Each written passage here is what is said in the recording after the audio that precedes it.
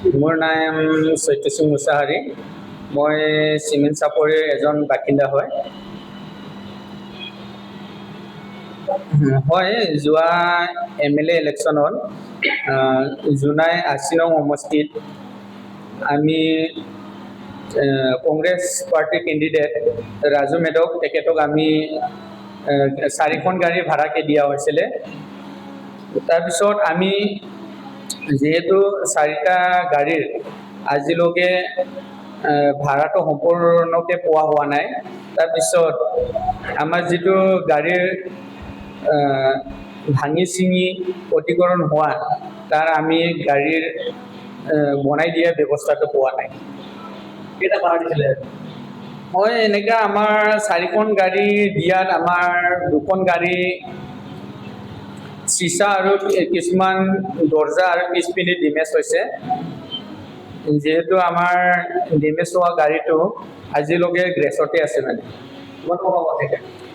এনেতো কিমান টকা পাব লগা ক'লে, যিহেতু আমাৰ গাড়ীটো 24 তাৰিখ 3 মাহ 2026 2026 সেইটো 24 তাৰিখে আমি 3 মাহ গাড়ীটো তেখেতক আমি চমজাই দিয়া হৈছিলে।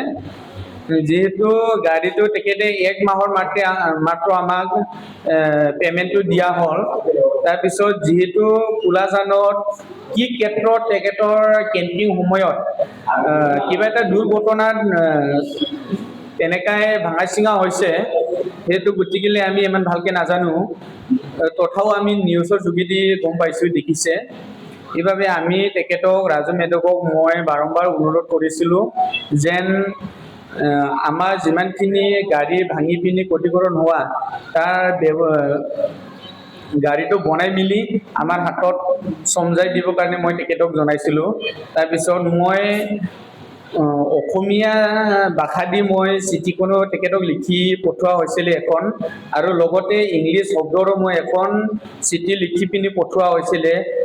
তেখেতে আমাক একো গুৰুত্বটো আজিলৈকে দিয়া নাই।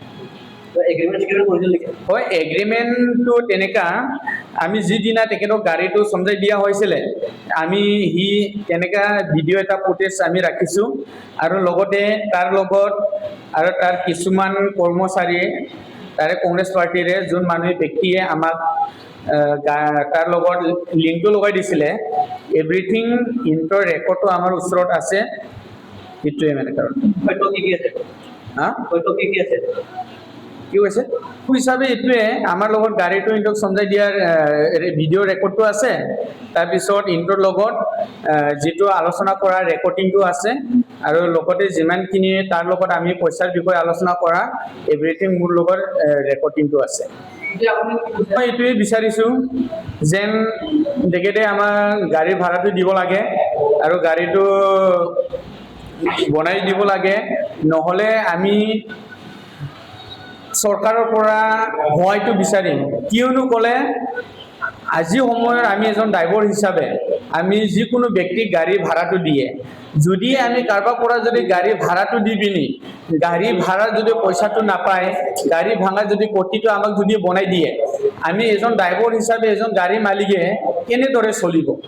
সেইকাৰণে মই সকলোকে অনুৰোধো কৰিব বিচাৰিছোঁ,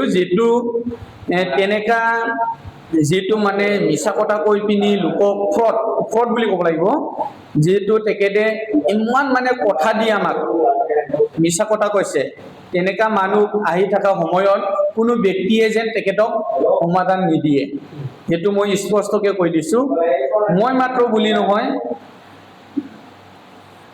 আমাৰে কিছুমানে তিনিচুকীয়াৰ যোনটো গাড়ী মালিক সেইকেইটাও মোক ফোন কৰি কৈছিলে যে তেখেতৰ পৰা পইচা পোৱা নাই বুলি অভিযোগ এটা মোৰ ফোনৰ যোগেদি কথাটো কৈছিলে।